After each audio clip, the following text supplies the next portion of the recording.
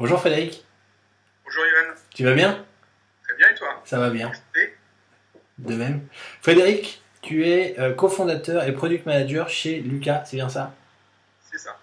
Est-ce que tu peux nous présenter Lucas, ce que c'est, combien il y a de personnes, combien de personnes ça touche, à quoi ça sert, comment ça marche? Donc la société Lucas est un éditeur de logiciels de gestion RH. Donc, nous développons des solutions pour automatiser les processus administratifs et RH comme la gestion des congés, la gestion des notes de frais, la gestion des activités, le suivi du temps, le dossier du personnel RH et la distribution des fiches de paye dématérialisées. Donc nous avons créé cette société en 2002 avec Gilles Sadger qui est le PDG. Et donc nous allons fêter les 15 ans de Lucas dans un mois. Et nous sommes basés à Paris pour le siège social et les équipes commerciales, administratives, consultants et quelques équipes R&D. Et depuis 3 ans, nous sommes installés sur Nantes avec une équipe de R&D qui évolue beaucoup depuis 2 ans. Donc nous sommes maintenant 22 à Nantes et bientôt 26 avec l'arrivée de l'équipe marketing. Ok, bon, Donc actuellement chez Lucas, nous sommes 70 au 1er février. eh ben, bravo, c'est beau. Et du coup, vous avez un produit ou plusieurs produits qui touchent combien de personnes en tout? Voilà, donc on a plusieurs solutions. C'est une philosophie un peu particulière que nous avons mis en œuvre chez Lucas depuis le début, c'est-à-dire de faire des solutions dédiées à un problème précis. Donc nous avons commencé par la problématique des congés et des absences dans les entreprises. Donc on a travaillé dès 2000 avec Gilles Sadger dans une ancienne entreprise où nous étions tous les deux salariés. Et en 2002, on a lancé le projet Lucas autour de cette solution de gestion des congés. Et donc on s'attaquait qu'à cette problématique-là dans les entreprises. On a toujours tenu bon en disant qu'on ne ferait pas évoluer l'outil de gestion des congés pour ajouter la couche saisie des temps, gestion des activités, etc. Donc toujours dans cette logique-là, on a abordé plusieurs facettes des problématiques administratives et RH dans les entreprises.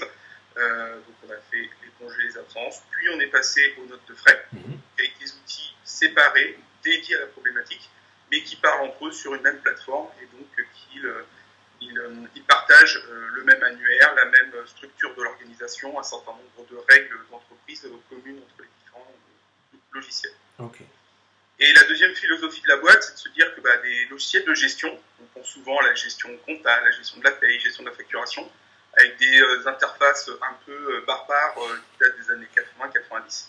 Et donc là, comme nous, on fait des solutions qui sont utilisées par l'ensemble des collaborateurs dans une entreprise, eh bien, on voulait que les logiciels de gestion utilisés par les salariés ne soient plus gris, moches et tristes, mais plutôt avec des interfaces bien travaillées, avec un beau design, notamment avec toutes les applis mobiles qu'on voit maintenant, qu'on utilise dans la vie de tous les jours. Il fallait qu'on apporte la même qualité d'interface et de simplification des interfaces pour les salariés dans l'entreprise. ok, Donc ça, c'est un défi de tous les jours qu'on mène chez Lucas. ok. Donc finalement, en résumant un peu, mais en vulgarisant un peu, vous avez un produit B2B, tout si quand même. Voilà, alors c'est avant tout un produit B2B, puisque nos clients, ce ne sont que des entreprises. Alors des entreprises de toute taille, ça peut aller de 5 salariés à 4000 salariés à D'accord, clients, et dans tous les secteurs, et aussi bien dans le privé que dans le public. ok. Et du coup, principalement en France, vous faites un peu à l'étranger aussi? Alors on est principalement en France, on a dépassé les 1000 clients en 2016. Mhm. On a à peu près 140 000 salariés qui utilisent une ou plusieurs solutions de Lucas. D'accord, Principalement, nous sommes en France, mais nous avons quelques filiales à l'étranger. En fait, on est présent pratiquement dans 50 pays. Donc, qui sont plutôt des grands groupes qui ont commencé par mettre en place nos solutions dans la filiale en France pour résoudre le problème, par exemple, des congés en France, et qui après se disent finalement pour gérer en Allemagne, en Angleterre ou même dans le continent asiatique, pourquoi pas déployer les solutions Lucas. ok. Donc tu nous as dit une quinzaine d'années d'existence à peu près. Est-ce que vous avez des clients qui vous ont suivi pendant ces 15 ans? Oui, tout à fait. On a des clients qu'on a encore avec qui on a signé dès 2002-2003. Alors, il y avait une petite particularité, parce qu'en 2002-2003, on ne parlait pas des solutions SaaS. C'est pas du tout à la mode. Donc, on a commencé avec des solutions licence. Et on a changé de business model 2007-2008 en accent exclusivement sur des solutions SaaS. Ok, Donc, on a eu une période un peu difficile où il a fallu dire aux clients licence, on vous migre sur une plateforme SaaS. Et on va dire que plus de 80% des clients ont continué avec nous en migrant sur la plateforme SaaS. D'autres ont préféré continuer avec la version licence et du coup, nous n'avons plus de relations contractuelles avec eux. ok. Très bien. Et du coup, donc tu nous as parlé de la gestion des congés et absences, la gestion des notes de frais. Vous couvrez d'autres fonctions maintenant? Vous avez des choses en projet, des choses dont tu peux nous parler éventuellement? Oui, voilà, je parlais de la gestion des temps des activités, hein. C'est un projet tout nouveau. La solution est sortie il y a 18 mois pour la saisie des temps de présence, Mhm. pouvoir déclarer du temps de travail supplémentaire par rapport à ton horaire théorique, permettant de calculer des heures sup ou de la récup. Là, on a sorti en début d'année la partie saisie des activités, D'accord. qui est donc un très gros projet, puisque derrière, on va avoir la notion de gestion d'affaires, de rentabilisation d'un projet en mode forfait, etc. Donc ça, c'est toute la partie qu'on appelle souvent de la GTA, la Mhm. gestion des temps et des activités, dont finalement les absences est une sous-partie qui représente à peu près 20% de la problématique. D'accord. Donc au départ, tu nous présentais Lucas comme un éditeur de solutions pour les RH. Là, du coup, on sort un petit peu du domaine RH et on rentre dans le domaine production, on est d'accord? Tout à fait. Ok. Et l'autre partie qu'on développe, c'est la partie plus SIRH au sens classique du terme, avec le dossier du personnel. D'accord. On avait un dossier du personnel historiquement dans Lucas. Et donc là, on est en train de le développer depuis un an et demi. On a commencé sur la partie onboarding. On Ok. s'est aperçu que lorsque les sociétés avaient une grosse croissance, il y avait une grosse problématique d'accueillir les nouveaux salariés, donc de faire un bon onboarding sur les quelques jours avant son arrivée, mais également un suivi pendant 1 à 3 mois après l'arrivée du collaborateur pour éviter le turnover. Donc, suite à cette première évolution, on a travaillé sur la partie, la campagne d'entretien, tous les entretiens annuels ou professionnels qu'on peut avoir dans l'entreprise. Et autour de ce SIRH, on a un certain nombre d'évolutions, de nouvelles fonctionnalités prévues pour les mois qui viennent. D'accord. Du coup, j'imagine qu'entre votre premier produit initial, donc en licence autour de la gestion des absences et des congés, et aujourd'hui où vous êtes dans une dynamique à créer de plus en plus de produits, des produits de plus en plus gros fonctionnellement, j'imagine que vous avez eu, alors il y a eu ce passage de licence à SaaS. J'imagine qu'au niveau des méthodes, ça a évolué aussi, au niveau des méthodes de travail, vous avez peut-être switché, vous étiez déjà beaucoup moins nombreux aussi. Comment ça s'est passé et de quoi à quoi vous êtes passé? Voilà, donc effectivement, quand on a commencé, on avait 1 ou 2 développeurs maximum sur la solution, donc la méthode de travail n'est pas la même qu'avec des équipes qui grossissent. Donc ça peut paraître bizarre, mais la première chose qu'on a mis en place en 2004, quand on a commencé à recruter des développeurs, c'est un outil de versionning. Donc à aujourd'hui, on pense que c'est complètement ubuesque de faire du dev sans outil de versionning, mais à cette époque-là, En ce n'était pas 2004. forcément chose commune. Donc on a commencé par mettre ça, et actuellement, on utilise tous Git pour toutes nos solutions, Ok. pour pouvoir travailler à plusieurs équipes sur les mêmes projets, ou des projets qui sont différents, mais qui finalement utilisent la même plateforme. Ok. Bon, on va revenir un petit peu à votre organisation plus tard. Est-ce que tu peux nous parler de toi à présent, Frédéric? Donc, tu nous expliquais qu'avant Lucas, tu travaillais dans une entreprise. Est-ce que tu peux nous raconter peut-être ton parcours académique, mais aussi professionnel? D'accord. Donc moi, je suis à la base ingénieur chimiste, Ok. donc sorti en 99, à une période où la chimie s'effondre et où Internet arrive. Donc complètement l'inverse de ce qu'on avait prévu 6 ou 7 ans auparavant avec les conseils d'orientation. Et donc en 2000, un marché de l'emploi complètement bouché sur ma filière initiale, et 2000, l'emploi à gogo dans les SS2I notamment, pour recruter des Bac+5 scientifiques pour les former aux outils informatiques et au nouveau langage web à l'époque. Hein, ça se résumait à HTML, Java, soit le monde Microsoft avec l'ASP, soit le monde Linux avec PHP. Et donc c'est comme ça que j'ai été coopté dans une SS2I par un ancien de promo pour rejoindre une société qui s'appelle Webnet, qui existe toujours, une SS2I dans la région parisienne. Et donc je suis arrivé dans cette entreprise en tant qu'ingénieur en informatique, mais ne connaissant rien au métier. Et donc j'ai été formé sur le tas, notamment accompagné par Gilles, qui était à l'époque le DAF de la SS2I, et qui prenait tous les nouveaux qui arrivaient pour travailler sur des projets en interne pour construire un intranet orienté RH Ok. dans la SS2I. Donc, déjà à l'époque, c'était déjà une grosse structure dans l'absolu pour mettre en place Ouais, des outils de cette taille-là. tout à fait.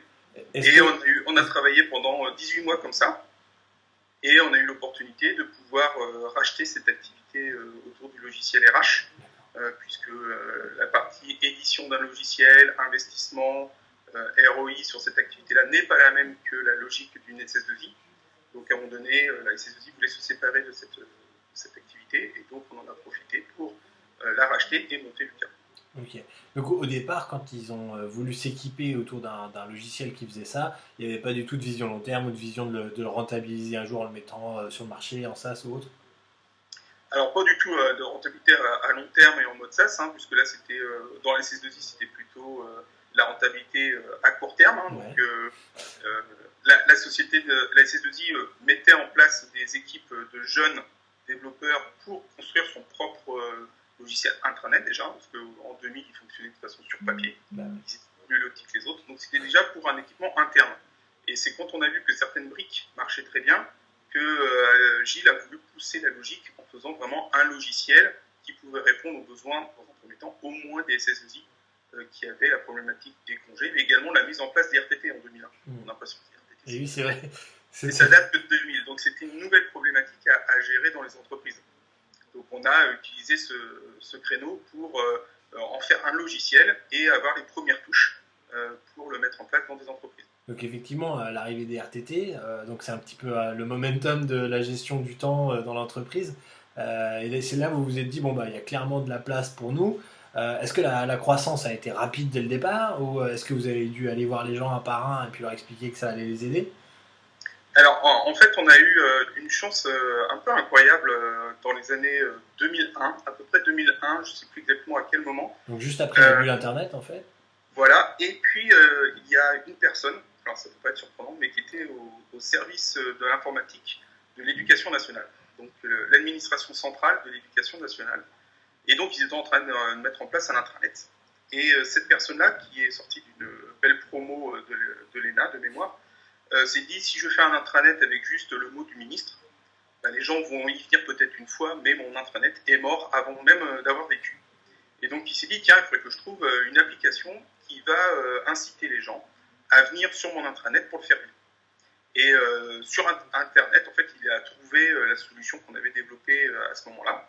Et il nous a contactés pour faire un pilote qui a duré presque 18 mois sur des petites équipes pour voir dans quelle mesure ça répondait à leurs besoins, à quelle mesure les personnes adhéraient à ce genre de projet. Et donc, on a alimenté son intranet avec une première brique applicative qui était la gestion des congés au sein du ministère. Okay. Et vous, ça vous faisait un panel d'utilisateurs immédiat assez large, un peu tout type, un cœur d'utilisateurs potentiellement bien dans la cible de ce que vous aviez? Voilà, tout à fait, parce que dès le départ, même si on va dire que le pilote était sur une centaine de personnes, mais rapidement, ils ont déployé sur les 3500 ou 4000 agents administratifs du ministère. C'était assez moderne finalement comme façon de penser, de se dire tiens, il me faut une feature à l'intérieur de mon intranet pour pouvoir faire revenir les gens, sinon ça va mourir avant. C'est des réflexions qu'on retrouve aujourd'hui dans certains produits SaaS. Et pour quelqu'un qui sort de l'ENA en 2001, c'est plutôt moderne, je pense qu'on peut. Voilà, on appelle ça les early adopters, mais là, franchement, c'était un visionnaire.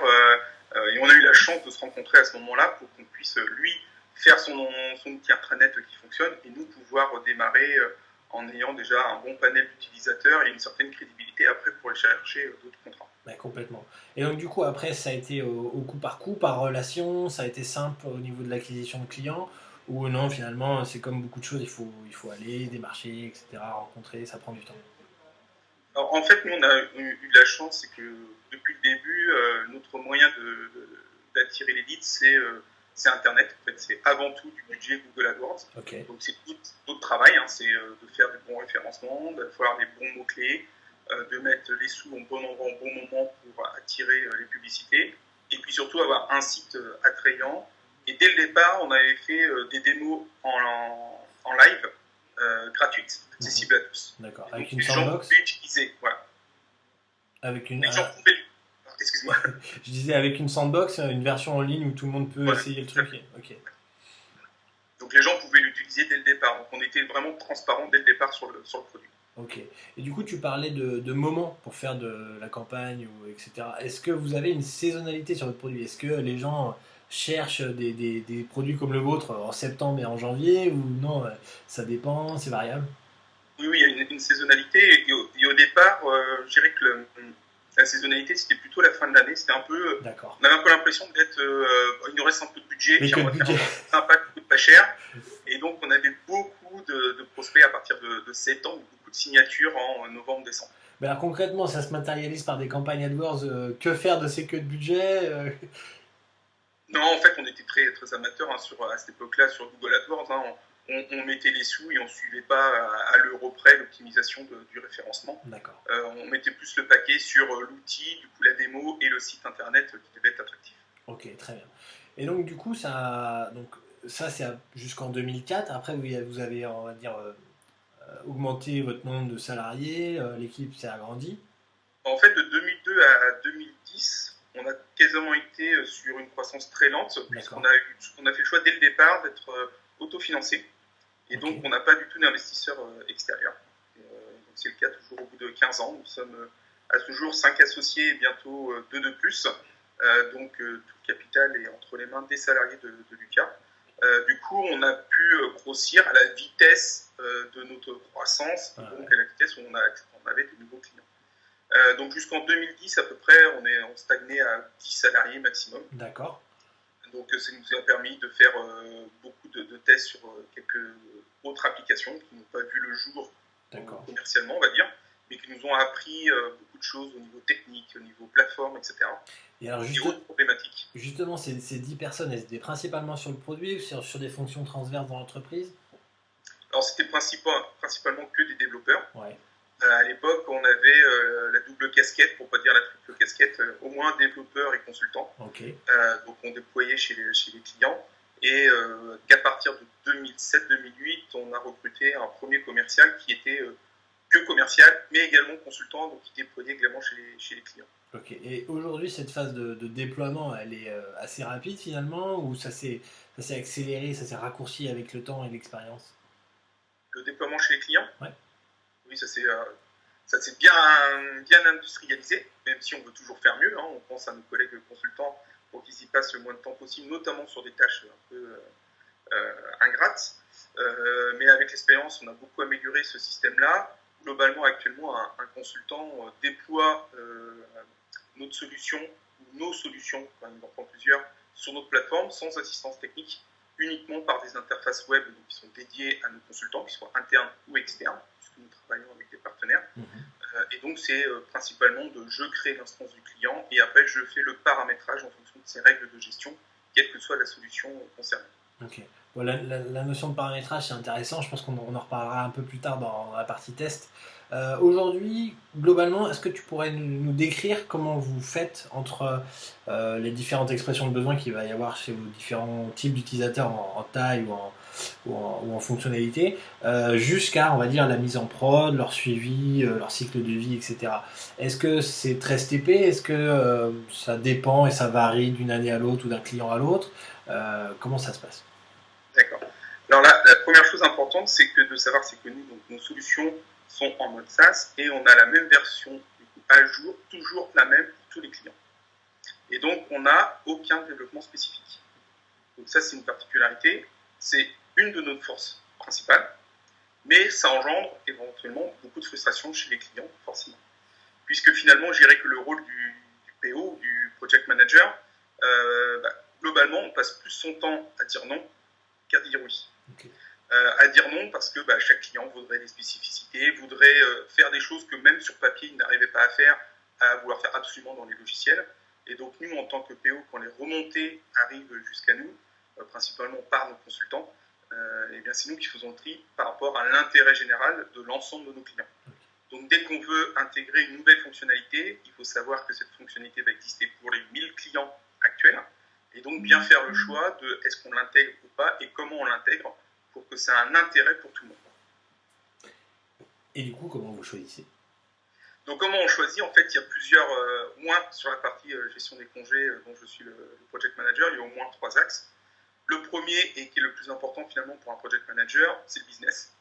Donc il faut que la nouvelle fonctionnalité qu'on sorte puisse rapporter du business. C'est-à-dire soit décroche des nouveaux clients qui n'étaient pas compatibles avec nous actuellement, soit permettre plus facilement une vente, ou donne beaucoup plus de valeur aux produits pour les commerciaux. Parce que c'est eux qui sont premiers au contact avec les prospects, et c'est eux qui font rentrer les clients. Est-ce que du coup, je te coupe, mais est-ce que du coup c'est la nature même de l'entreprise, le fait que vous n'ayez pas d'investisseurs externes, etc., qui fait que c'est normal et logique que ça soit ça le critère numéro 1 en fait dans votre priorisation? Oui, tout à fait. Hein. Le fait qu'on soit autofinancé, qu'on n'ait pas d'investisseur qui nous demande des comptes en fin d'année, nous permet d'être libre sur les choix qu'on fait. Et donc, le comité de direction décide de ces roadmaps et de ces nouvelles fonctionnalités que présente chaque project manager.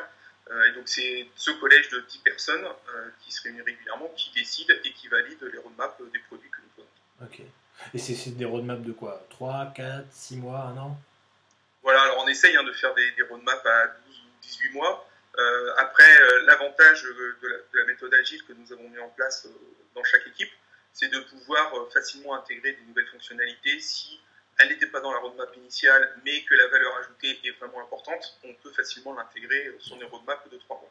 Okay. On essaye simplement depuis un an et demi de vraiment s'engager sur des roadmaps au moins à 3 mois, en disant voilà, dans les 3 mois, voilà ce qu'on peut sortir, puisque c'est un point essentiel pour nos commerciaux, nos partenaires qui vendent nos solutions, et également les consultants, d'avoir une visibilité au moins à 3 mois de ce qui va sortir de manière sûre. Ensuite, on présente régulièrement, voilà, sur l'année, les axes principaux de travail, mais on sait très bien que voilà, le quotidien fait qu'on peut rajouter des nouvelles fonctionnalités, décaler d'autres par rapport à l'intérêt business de chaque fonctionnalité. Okay. Est-ce qu'il y a d'autres critères, à part la partie business, qui vous permettent de prioriser les choses dans votre roadmap ou dans vos différents niveaux de roadmap? Tout à fait. L'autre partie importante, c'est les consultants actuels, les clients actuels. On a un taux de churn extrêmement bas dans notre domaine B2B.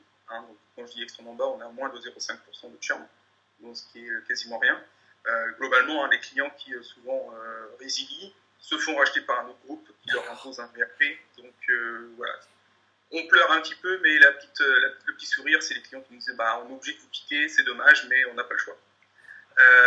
Mais pour les garder, tous ces clients-là, c'est au quotidien, il faut leur apporter un service de qualité et aussi un service qui évolue par rapport à leurs propres besoins. Et là, les besoins des clients ne sont pas forcément les mêmes que les besoins des prospects. Donc là, les besoins clients, ce sont les consultants qui nous font remonter. Okay. Nos consultants font les déploiements chez les clients, mais ils font également le support de premier niveau. Donc ils sont vraiment tout le temps en contact avec les clients, et donc ils nous remontent régulièrement les fonctionnalités attendues par les clients. Et donc là, c'est plutôt discussion avec les consultants et également la fonctionnalité, si elle est réellement remontée régulièrement par un grand nombre de clients, où là, on priorise de cette façon. D'accord, donc c'est à la taille du client et aussi au nombre de fois où la fonctionnalité est remontée. Ok. Très bien, ça c'est clair. Donc ça, c'est pour la partie, on va dire, priorisation, listing dans le backlog, plus la conjonction un peu avec la roadmap. Ensuite, donc j'imagine, tu nous expliquais qu'il y avait plusieurs équipes. J'imagine qu'il y a une équipe par produit ou sous-produit, c'est ça? Tout à fait, c'est ça. Ok. Et du coup, qu'est-ce que vous préparez comme livrable pour l'équipe de développement? Est-ce qu'il y a, on va dire, une équipe de développement ou c'est tout ça, c'est une seule et même équipe? Est-ce que vous allez loin dans la préparation des éléments ou non, finalement un post-it et ça part en développement? Donc en fait, déjà on a les équipes qui sont sanctuarisées depuis à peu près 2 ans et demi. Donc on a vraiment une BU par produit. Et dans la BU, pour le moment, on a le project manager qui est à la fois, des fois très souvent le PO en même temps, avec son équipe de dev. Donc ça c'est l'expérience de plusieurs années chez Lucas qui à un moment donné, on s'est dit un produit doit avoir un PO avec 2 devs minimum, sinon le produit ne peut pas vivre et on court à la catastrophe. Donc ça, c'est l'expérience qui nous l'a apprise. À moins que ce soit un produit qui soit en fin de vie et qu'il faut arrêter. En fait, un produit n'est jamais fini. Hein. On est d'accord. Mais il y en a peut-être qui suscitent plus d'intérêt. Un jour, ça peut arriver. Disons qu'il y en a qui ont besoin de moins d'évolution que d'autres, mais il y a toujours besoin de le faire vivre. Okay. Ne serait-ce que nous sommes sur des domaines liés à la législation française. Donc il y a toujours des petites choses qui évoluent. Heureusement que ces gens-là sont là. Un exemple concret, un des produits qui peut paraître comme le plus fini, c'est notre outil de distribution des fiches de paye dématérialisées. Donc le principe est assez simple et assez puissant. C'est quand le gestionnaire de paye fait sa paye dans son logiciel de paye, actuellement, il imprime feuille par feuille, les met dans une enveloppe et les donne aux salariés ou au pire les envoie par la poste. Donc chronophage et un coût important. Avec notre outil, il récupère un fichier PDF avec l'ensemble des fiches de paye des collaborateurs. Il peut y en avoir 300, peu importe. Il les met dans notre outil, il intègre le fichier. Et c'est notre solution qui, grâce à un algo, va distribuer la fiche de paye, donc va découper le fichier, distribuer la fiche de paye dans le coffre-fort de chaque personne. D'accord. Et donc c'est en 3 minutes qu'on a fait la distribution des fiches de paie. On pense que l'outil est abouti, etc. Et puis à un moment donné, on se dit oui, pour en vendre plus, il faudrait que les clients puissent le faire eux-mêmes. Donc, hop, des fonctionnalités pour permettre à un gestionnaire de paye d'installer lui-même l'outil sans avoir besoin d'un consultant. Ok, on a fait le job. Bon, on arrive à la fin, comme tu disais, hein, pas la fin de vie d'existence, mais la fin d'évolution. Et là, bim, législation, loi travail El Khomri, quelque chose se passe sur les fiches de paye dématérialisées. Et bien là, le PO est obligé de se remettre en cause en disant est-ce que mon outil rentre toujours dans la case? Est-ce qu'il y a un risque pour mon business? Que dois-je faire pour que mon business perdure, voire explose grâce à cette législation? Donc on se rend compte que finalement un outil vit tout le temps. Et ça, du coup, on est d'accord, là c'est le cas de la France, hein, on est sur une évolution normative française. Vous êtes sur plusieurs pays, comment ça se passe dans les autres pays? Est-ce que c'est vos clients qui vous remontent les besoins ou les changements ou la nouvelle jurisprudence? Comment ça Oui, va? actuellement c'est comme ça, hein. Ce sont nos clients à l'étranger qui font remonter les besoins. Ok. Actuellement, nous ne sommes pas présents physiquement à Ouais. l'étranger. C'est des projets que nous avons pour 2018-2019, vraiment à l'attaquer des marchés à l'international. Mais il était important qu'on structure déjà la société en France. Comme je l'ai dit, hein, on est autofinancé, donc on n'a pas des centaines de milliers ou des millions d'euros à dépenser en tentant des choses pour se faire plaisir. Il faut qu'on soit rationnel et du coup, on avance par étapes. Et il était important de notre côté d'élargir notre gamme et avoir une gamme solide. Nous structurer au niveau marketing, commercial et consulting pour avoir des équipes solides et des process bien clairs avant de pouvoir attaquer un pays à l'étranger. Alors concrètement, on était en train d'en parler, la loi El Khomri arrive, ou autre, et là, clairement, le PO remonte ses manches et se dit, bon, alors il faut que je prépare tout ça pour que ça parte en prod et que ça soit ensuite livré sur le produit. Voilà, tout à fait. Et de quoi s'agit-il concrètement? Est-ce qu'il fait une maquette? Est-ce qu'il va jusqu'à la rédaction totale des specs? Est-ce qu'il écrit uniquement les tests? Alors effectivement, alors on travaille en plusieurs étapes. On travaille donc l'équipe de chaque BU travaille avec des UX designers, donc de pouvoir faire des maquettes, Ok.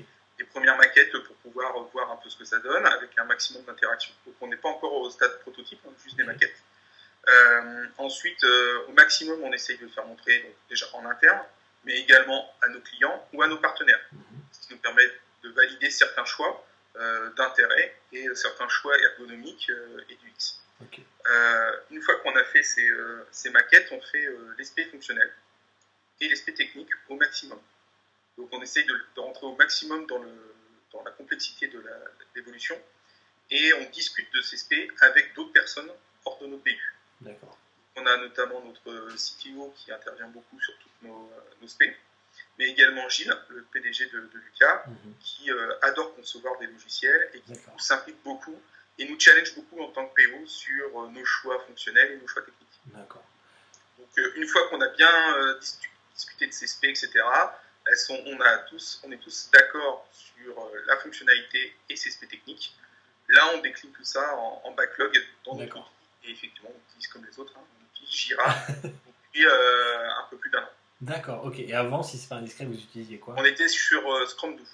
D'accord, ok. C'est un outil quasi équivalent. Ouais.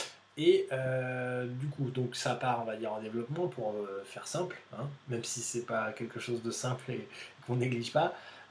Ensuite, est-ce qu'il y a plusieurs étapes avant la mise sur, on va dire, sur le produit pour tout le monde? Est-ce que vous faites pré-prod, prod, hein, ou est-ce que vous faites un A/B test sur une partie de vos utilisateurs? Comment est-ce que vous mesurez la réussite d'une mise sur le marché d'une fonctionnalité? Alors là, on a encore beaucoup de choses à apprendre entre ce qu'on aimerait faire en théorie et ce qu'on a le temps de faire en pratique. Ouais.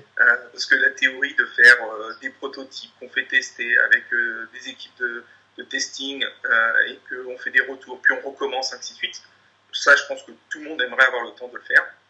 Malheureusement, ce n'est pas le cas, donc on ne peut pas le faire à chaque évolution.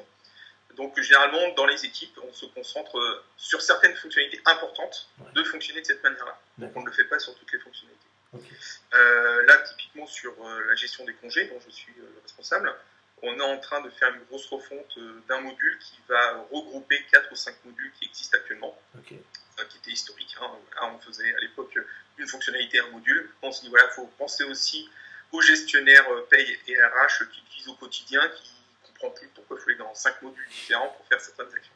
Donc on est en train de retravailler là-dessus. Donc on a une première étape où on a travaillé avec les maquettes avec les UX designers. Puis on a montré ces maquettes-là en interne, donc notamment aux équipes consulting et commerciales. Ensuite on a commencé les premiers devs. Et là, comme c'était un gros sujet et qu'on faisait une refonte en regroupement de plusieurs modules déjà existants, on a pris la partie de faire plusieurs lots qu'on voulait livrer régulièrement en prod, mais en les mettant en mode bêta. D'accord. On a pu se permettre de dire, voilà, on a un mode bêta, donc comme ça nous permet de passer en prod régulièrement. Toutes les 2 ou 3 semaines, on peut passer en prod une nouvelle fonctionnalité, sans que ça impacte le quotidien de nos clients.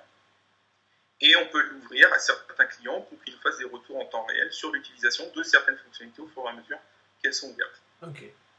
Avant même ce passage en bêta, est-ce que vous avez une phase de test? Est-ce qu'ils sont plutôt manuels, plutôt automatiques? Est-ce que c'est un peu les deux? Donc il y a les deux. Il y a une grosse phase de tests unitaires qui sont automatisés. Donc globalement, chaque feature doit avoir son taux de couverture en test automatisé unitaire. Okay. On est à peu près à 80% de taux de couverture en moyenne. Et ensuite, il y a une phase de test fonctionnel, donc réalisée par les PO. Et on a développé en interne un outil assez puissant qui fait rêver pas mal de devs, même des boîtes externes à qui on l'a montré, qui nous permet de brancher des sites de prévisualisation automatiquement sur une branche GitHub à volonté. D'accord. Et donc, grâce à ça, on peut très facilement brancher ce site de preview pour un partenaire, pour un client, sur cette branche-là ou en interne, et de pouvoir tester cette fonctionnalité avant de la merger sur la branche master. D'accord, donc en fait une branche de test où vous utilisez un jeu de données copié de X, et comme ça vous voyez avec des données réelles pour voir si ça marche vraiment. Ouais, okay. Tout à fait. Ça c'est vrai que c'est une bonne idée, c'est la première fois que j'entends parler. Très bien. Du coup, ces tests, la phase bêta, ensuite mise en prod, c'est ça?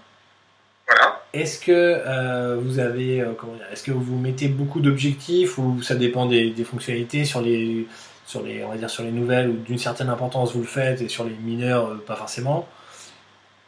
Alors on ne fait pas beaucoup de critères objectifs de est-ce que la fonctionnalité marche bien ou pas. On va dire que le retour terrain il se fait très naturellement au support. Que ce soit en termes de manque fonctionnel ou au pire des bugs qui arrivent. Nos clients sont tous les jours sur les outils, donc s'il y a des problèmes, ça remonte très, très rapidement. Et s'il y a des bonnes choses aussi, les clients passent par le support pour dire ah ça c'est top? C'est moins souvent ce cas-là. C'est moins souvent ce cas-là. Ok, bon c'est bien. Du coup aujourd'hui, donc vous êtes quand même dans un cycle globalement agile, hein, est-ce que c'est quelque chose qui s'est mis en place récemment? Est-ce que ça a été plus ou moins complexe à mettre en place? Donc on l'a mis en place concrètement en 2013 pour les équipes de dev. Ça s'est pas super bien passé dès le départ. D'accord. Disons qu'on l'avait mis en place pour plutôt essayer de mieux structurer et d'optimiser la charge des développeurs qu'on se partageait entre BU à l'époque. Okay. Donc on faisait des épiques, on estimait vaguement le temps que ça allait prendre, et puis on disait, ben voilà, j'ai une épique, ça dure 3 mois, il me faut tant de personnes, mais voilà, au bout de ces 3 mois-là, ces personnes-là vont partir sur un projet, puis ainsi de suite, ainsi de suite. Le résultat, on arrive rarement à avoir les deadlines avec l'outil complet, sans problème, sans besoin d'évolution. Donc les personnes travaillaient dessus, puis laissaient tomber cette fonctionnalité, partaient sur un autre produit, etc. Et donc ça, c'était pas terrible, et c'est là qu'on a décidé qu'il fallait sanctuariser les équipes, avec un PO et au moins 2 développeurs pour travailler sur un produit.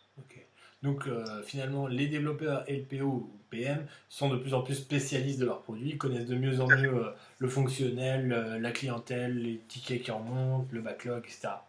Voilà, c'est vrai que c'est une spécificité de nos outils, hein, c'est que la partie métier est assez importante, que ce soit sur les notes de frais ou que ce soit même sur la gestion des congés. Du coup, on demande aux développeurs de comprendre aussi le problème métier des congés, des notes de frais. Donc c'est intéressant parce qu'ils en apprennent tous les jours. Hein. Il y en a certains, ça va faire 2 ans et demi qu'ils sont là. Tous les jours, ils peuvent encore apprendre des choses sur la gestion des congés. Donc ils ne sont pas là juste pour faire de la technique et développer des fonctionnalités, mais aussi de comprendre pourquoi ça se passe comme ça chez les clients spécifiques qui ont des règles un peu particulières, et de faire en sorte d'avoir un outil qui réponde à tout le monde. Donc c'est vrai que d'être spécialisé sur une problématique est aussi importante pour eux. Donc après ça, on a décidé de faire des équipes dédiées. Et après, chaque équipe en fait, avait le droit de fonctionner comme elle voulait. Okay. Donc toutes les équipes n'étaient pas forcément en mode Scrum. Nous, sur Figo, on est plutôt content du fonctionnement. Ça va faire un peu plus d'1 an et demi qu'on fonctionne. L'équipe grossit, on est du coup de mieux en mieux en termes de backlog, estimation de nos stories, description de la story, etc. Donc on a une meilleure visibilité. Et du coup, ça fait quelques envies dans les autres équipes qui nous demandent maintenant des retours d'expérience pour revenir effectivement sur la partie Scrum. Et du coup, vous avez des moments de partage un peu entre les équipes? Voilà. On en a, déjà on se parle régulièrement, même si on est à Nantes et à Paris, mais on a aussi des moments où on se retrouve sur Paris, on se voit et donc on discute de ce genre de sujet. Donc là, effectivement, certaines équipes reviennent sur ce mode de fonctionnement-là. N'avaient pas forcément saisi l'intérêt et quel était le plus du Scrum en tant que développeur. Et donc nous, avec un vrai retour, avec une équipe maintenant de 7 développeurs, on peut leur dire, voilà, sur ce produit-là, voilà pourquoi ça avance, pourquoi on aime bien cette méthode-là, comment on la met au quotidien en pratique, sans que ce soit des artifices de la méthode Scrum. Est-ce que le fait d'avoir sanctuarisé les équipes, ça vous a un petit peu permis d'absorber cette croissance en termes de ressources, en termes de salariés? Tout à fait. Okay. Et c'est notre objectif dans les années qui viennent, c'est que nos BU soient de plus en plus autonomes, même si elles travaillent sur la même plateforme. Donc de faire en sorte que tout puisse être scalable en termes de soit les équipes qui grossissent ou de nouvelles équipes sont créées pour créer de nouveaux produits. Okay. Et est-ce que vous avez essayé des choses qui finalement n'ont pas marché, vous vous êtes dit bah non, ça nous aide pas beaucoup, il faudrait qu'on essaye encore autre chose? J'ai pas d'idée en tête comme ça. Il y a sûrement des choses qui n'ont pas marché, celles que je t'ai pas dit. Déjà des trucs qui n'ont pas marché à l'époque, c'était de faire des développeurs qui bougeaient d'une équipe à une autre, d'un outil à un autre, etc. Ouais. Donc ça, on sait que ça ne marche plus. Imposer une méthode aussi, c'est pas quelque chose qui fonctionne. Okay. Par exemple, la méthode Scrum, ça sert à rien de l'imposer aux équipes. Ce qui est important, c'est que l'équipe se sente à l'aise dans une méthodo et fonctionne bien avec la méthodo qu'elle a choisie. Et qu'il y ait une adhésion totale. Voilà. S'il n'y a pas d'adhésion, on a vu sur certaines équipes, pas d'adhésion autour du Scrum, du coup, ça ne sert à rien de dire on veut imposer la méthode Scrum avec un Scrum Master externe. Ouais. Et du coup, on a vu que ça se passait mal. Ouais. Okay. C'est important, l'autonomie des BU est une chose importante chez nous, notamment en termes d'organisation. Quand il y a quelque chose qui se passe mal, ça se voit sur le temps de livraison, sur l'humeur des gens, sur la façon de travailler. Comment on arrive à le percevoir et à se dire bon bah là ça va pas, il faut changer? Alors nous on a mis en place quelque chose de particulier sur Nantes. C'est un petit tableau qui s'appelle le Nico. D'accord. Vous pouvez regarder sur internet. En fait l'idée c'est sur un tableau chaque jour, chaque membre de l'équipe met un petit aimant de couleur vert, jaune ou rouge, okay. Pour dire voilà comment il a passé sa journée, alors du point de vue professionnel ou personnel, l'important c'est de savoir comment a été la journée. Okay. Et donc grâce à ça, on a une photographie de la semaine, et donc on peut facilement refaire des rétrospectives sur un point qui s'est mal passé dans la semaine et réagir au plus vite. Okay. Ça, vous faites ça pendant le daily stand-up, c'est ça? Alors en fait, non, c'est tous les soirs ou le matin quand on arrive, on met le pion de la veille, et puis on regarde uniquement les jours où il y a des couleurs autres que le vert pour faire un point avec les équipes pour savoir ce qui s'est passé ou mal passé à ce moment-là. Ok. Donc pas plus qu'une semaine, pas plus qu'au bout d'une semaine finalement on décèle les choses qui vont pas et on essaie de les traiter. Quoi. Ok. Très bien, mais écoute, c'est super clair dans la façon dont vous travaillez et comment ça se passe. Maintenant, comment toi tu vois l'avenir du métier de product manager, product owner? Est-ce que ça va se splitter? Est-ce que ça va continuer à se ressembler de plus en plus et ça va varier selon le contexte?